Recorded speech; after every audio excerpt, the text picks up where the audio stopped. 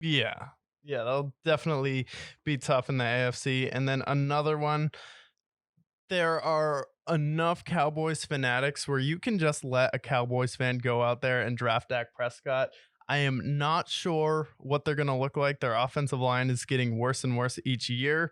Dak Prescott didn't have a game over 30 points last year, as I pointed out in a segment before when we went over his fantasy numbers previously.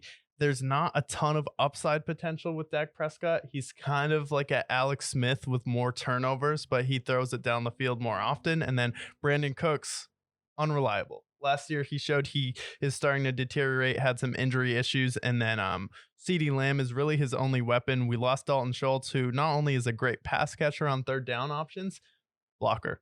Like when you lose a good tight end, you're also losing a good offensive lineman. And then he lost Ezekiel Elliott. Without Ezekiel Elliott, I know he's been bad the past few years, but Dak Prescott has been horrible throughout his career. And then the fact that Mike McCarthy wants to focus on running the football more this year, it just concerns me. And if you're thinking about drafting a quarterback high, you can get much better quarterbacks like a Cousins, Jared Goff, Kenny Pickett, and I think they'll give you more upside potential in big games than Dak will this year.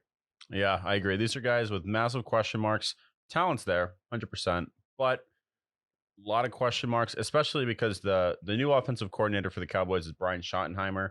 He Yeah. was there the last season with Russell Wilson with the Seahawks, and just a very conservative offense, completely different approach from Kellen Moore, which means more checkdowns, which means more not a lot of over the top plays, which I feel like is what's made Dak Prescott a valuable fantasy piece in the previous years.